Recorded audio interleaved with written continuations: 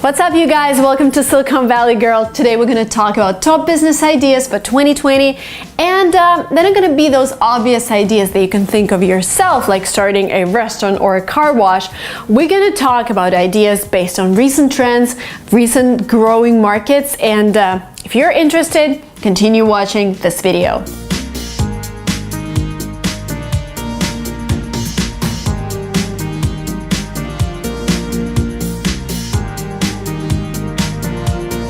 Oh, by the way, very important rule. If you decide to start your own business, your motivation shouldn't be because Marina said it's going to be a great business. Your motivation should be, wow, I love this market. I've been on it for a while, or maybe you've thought of it for a while, and then Marina mentioned something that is growing. Maybe this is the right time. Maybe this is the trigger for me to go and start something there. So always listen to your heart. So obvious, right? But that's the only thing they're gonna dig you through all the problems that you're gonna encounter when starting a business, and this will make you successful.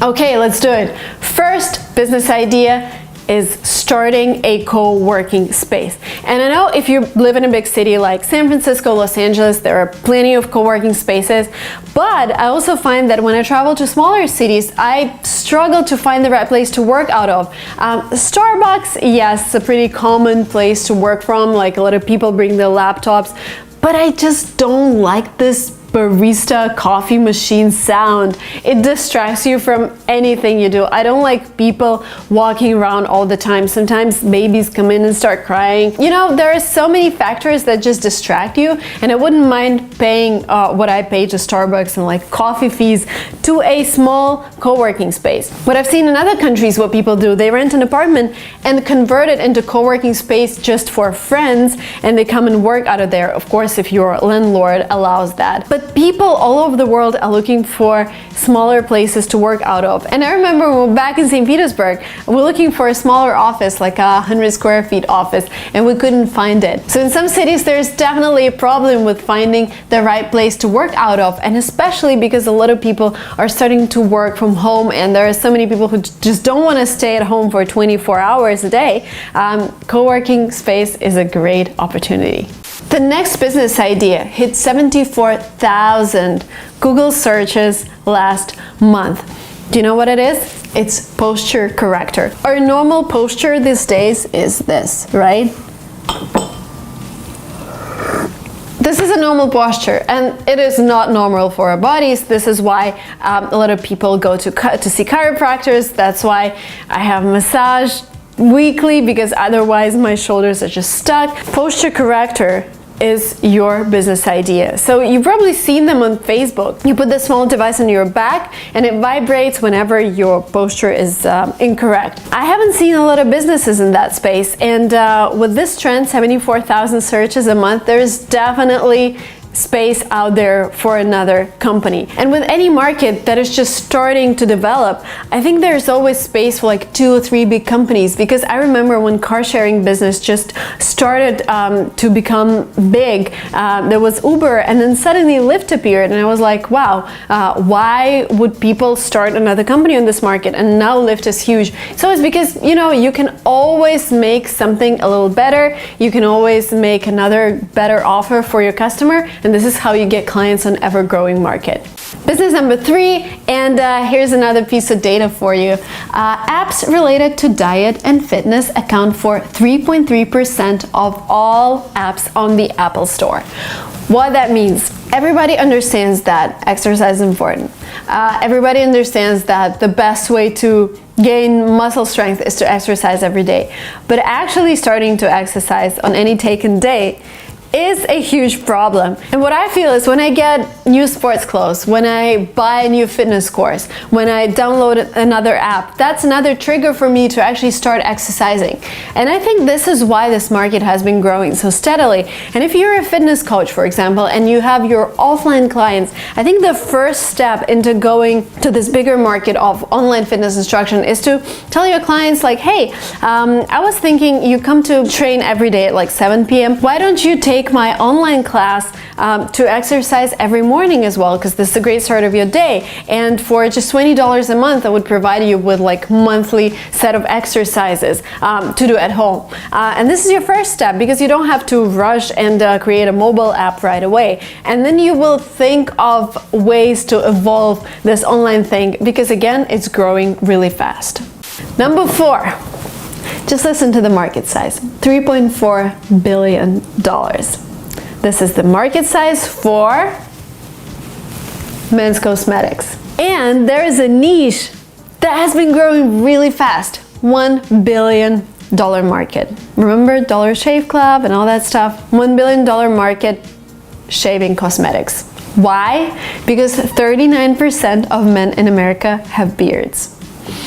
And this is the whole new market. You start with razors, you start with creams, and then you go all the way to beard oils, to different things that you can decorate your beard with. $1 billion market. And I think this business, compared to some others that I mentioned before, is pretty easy to start, because if you're already in cosmetics business, there's just another formula that you would need to create and like another marketing strategy. But it's always good to be on a growing market. It's always great to start before it reaches its peak, and I still think it's on this growth curve right now, so this is your opportunity.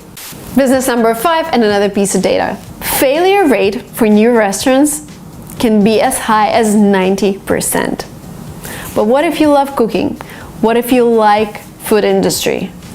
There is a solution for you with 10 to 20% failure rate, which is like almost 9 times lower.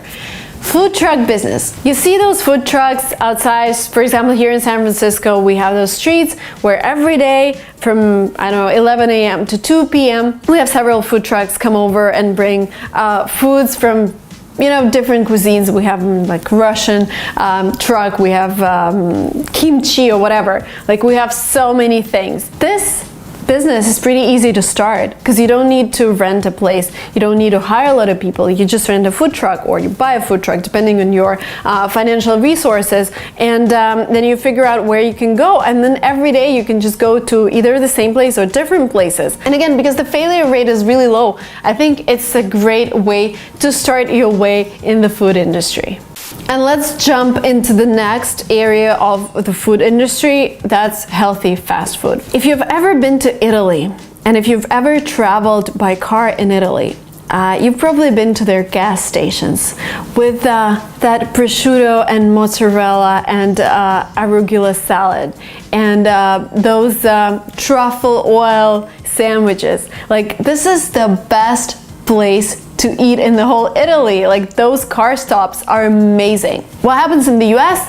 When I travel from San Francisco to LA by car, I take 4 boiled eggs, celery, hummus, beans, because otherwise I would be stuck with McDonald's and Subway. And healthy fast food is such a problem if you're outside the big city, and I think this is a huge opportunity, especially guys, if you live between San Francisco and Los Angeles. So many people who are worried about their health and who want to eat healthy, they struggle. So if you go to one of those places where they have all the restaurants and start a healthy fast food, I would be the first one who would advertise you for free, first of all. And then please research this opportunity. Like, even airports, I don't know, London airport, they have Pret a Manger, I don't know what's the right way to pronounce it, but they have this amazing crab salad, they have avocado salad. What do you find in a US airport? You find a lot of sandwiches, you find soups that you don't really want to eat because they don't smell well. So healthy fast food, please let me know when you started, please let me know where you started, and I will make a story on Instagram about you, because let's make America healthy, please. The next business idea, reusable bags. And yes, huge trend right now, and I think this is one of the best trends I've seen. People tell me on Instagram, like they DM me, Marina, stop using plastic glasses whenever they see me, or maybe like a plastic bottle. They would DM me and remind me that we have to be mindful about our planet. And I know that there is a lot that can be done, and Finland is a great example here. They do a lot of recycling. In the US, I think California is a great example in terms of you cannot get a free bag when you do your groceries groceries, you need to pay at least like 10 cents to get a bag. And in a lot of shops, the bags would be paper bags instead of plastic bags, which is amazing. And with this 10 to 20 cents fee, people are encouraged to bring their reusable bag. And this is actually a huge business opportunity because, you know, reusable bags tend to be bulky, they tend to be huge, and you wouldn't really carry them with you. But if you make it foldable, if you make it stylish, so I wouldn't need to carry like my standard bag, I would just take my reusable bag and put my things into it, like this would be amazing. Or a convertible bag. This is a huge business right now, and I see a lot of people doing it. And if you're from the US, look at your local market. If you're from another country, look at your local market as well, because I think this market is underdeveloped in a lot of countries outside the US. The next business, smart apparel. Do you remember there was this hoodie that was for travelers, and I think a lot of people, like every second person in Silicon Valley had it because we travel so much. It had an inflatable pillow that was inside that hoodie. The hood could be converted into something that protected you from light. It had a charger, it had like everything you need when you travel. And there were thousands of those hoodies sold online through platforms like Kickstarter, Indiegogo, like all of those crowdfunding platforms. And smart apparel industry is projected to hit $4 billion by 2024. And if you're a designer, for example, and you want to continue in the design business, but you think that, you know, just making another sweatshirt or another t-shirt wouldn't be that lucrative, probably what I would do, I would partner with somebody who knows how to create technological stuff. Like I recently met guys who are doing t-shirts that change their color, so you don't have to buy like 5 different t-shirts, you buy just one. And there is this fabric that changes its color. And there are 2 people working on it, a designer and a guy who knows how to create this fabric. So finding someone who can bring technology into your designer business could be a game changer, because again, people are looking for smart clothes. I would love a sweatshirt that will warm itself up when it's cold outside, or when it's hot outside it will cool itself. And I know there are a lot of people trying to build something like this. So go ahead, check out Indiegogo, check out Kickstarter, look what people are buying, and then find a partner and create something amazing of your own for this market. Okay, let's move on to the last business idea. And maybe you've been listening to this and you're like, Marina, okay, what you're suggesting is pretty hard to start, because yes, you need initial capital, you need to find a co-founder, you need to be good at technology, blah, blah, blah. Okay, here's a simple business idea. It's a slightly more, well, it's not a slightly more, but it's a very competitive market. It's travel market. And we've gone from brick and mortar travel agencies, one would go to people and talk to them, to booking everything online. But there is a niche in an online booking business that I think needs some improvement. And what I'm talking about is actually selling rewards tickets. What's happening? A lot of us, I bet you too, have a credit card that accumulates miles. Like for every dollar you get like 1 mile. And a lot of people don't travel as much. Like I travel a lot and I use all of my miles, but also have a friend who has 600,000 miles, and he would do like a post on Facebook every other month saying like, I have free upgrades for this and that airline. Do you want to take them? And this friend is, by the way, Gil Pincina, who was one of my videos. He's just giving them away. But I also know that some people would want to make some income out of it. And what you could do, you could buy miles from those people who just don't use them, and sell reward flights to people like me who are looking for cheaper business classes. So for example, I've recently booked a flight from San Francisco to Munich for, I think it was like 180,000 miles plus $5 in taxes. I ran out of my miles because I bought a ticket for myself and a ticket for my husband, and that was it. And if I want to fly somewhere else, I would need to buy those flights from a travel agent. And I have an agency that I work with, but I think sometimes they're overpriced. And I reach out to them and I tell them like, hey, I want to fly from San Francisco to whatever. They buy miles from somebody else, so they've already bought those miles for say $1,000, and they buy a ticket for me with those miles and price at say $1,500. So $500 is your money for your services, and I think it's a great idea. I think there's a lot of potential there because a lot of people have those miles. But I also feel that there is a ceiling to this business because it's very manual. But yeah, that's something you can start right away. You can start it right now, tomorrow, or next week.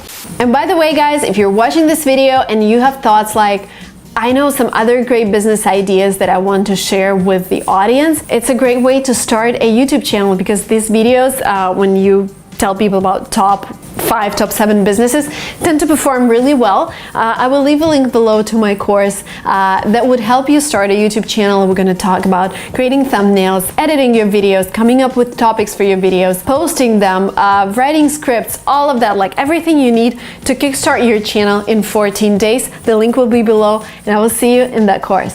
Thank you guys so much for watching this video. See you soon. Please smash the red subscribe button down below to not miss my next vlogs. See you soon. Bye bye.